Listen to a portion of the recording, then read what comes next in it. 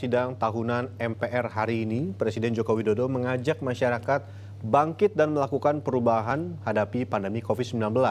Sementara Ketua MPR dalam sidang tahunan meminta semua pihak gotong royong untuk meningkatkan pertumbuhan ekonomi. Tampil dengan pakaian adat Sabu, Nusa Tenggara Timur, Presiden Joko Widodo menghadiri pidato kenegaraan sidang tahunan MPR bersama DPR dan DPD RI. Secara khusus di akhir pidatonya, Presiden mengajak seluruh masyarakat Indonesia bersama-sama memanfaatkan momen krisis pandemi COVID-19 untuk bangkit dan melakukan lompatan besar, serta melakukan perubahan dalam bidang sosial, ekonomi, hukum, kesehatan, dan pendidikan.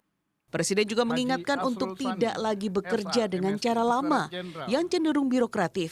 Kini orientasi pada hasil dan bekerja dengan cara ekstra normal dalam menghadapi krisis ekonomi dunia yang sudah di depan mata menjadi fokus utama. Menjadikan momentum musibah pandemi ini sebagai sebuah kebangkitan baru untuk melakukan sebuah lompatan besar, menjalankan strategi besar.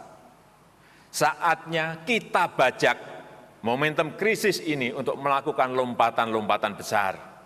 Kita telah menjadi negara upper middle income country. Sementara Ketua MPR Bambang Susatyo menyatakan pandemi COVID-19 akan meninggalkan dampak besar pada sektor ekonomi, sehingga gotong royong diperlukan untuk mendorong pemerintah meningkatkan pertumbuhan ekonomi. Dampak ekonomi akibat virus corona sangat buruk sekali. Dan krisis akan memiliki dampak yang bertahan lama secara tidak proporsional mempengaruhi golongan masyarakat yang paling rentan. Saatnya kita bergotong royong, terus mendukung kebijakan pemerintah, mendorong pemerintah dapat menahan laju penurunan ekonomi.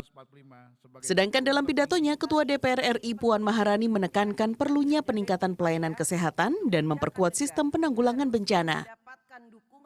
Kita masih perlu meningkatkan pelayanan kesehatan. Kita masih perlu memperkuat sistem penanggulangan bencana.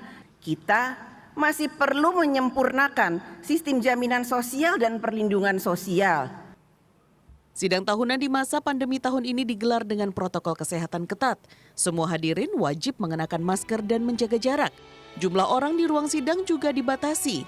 Kedatangan Presiden disambut tanpa jabat tangan dan digantikan dengan salam namaste mengatupkan kedua telapak tangan. Ruang sidang pun terlihat lebih lengang dibandingkan tahun sebelumnya.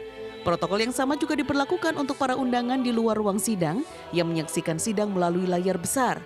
Hari ini, sidang tahunan MPR RI serta sidang bersama DPR dan DPD RI berlangsung hingga pukul 11 siang. Lalu dilanjutkan dengan penyampaian nota keuangan pemerintah hingga pukul 4 sore. Tim Liputan Transmedia.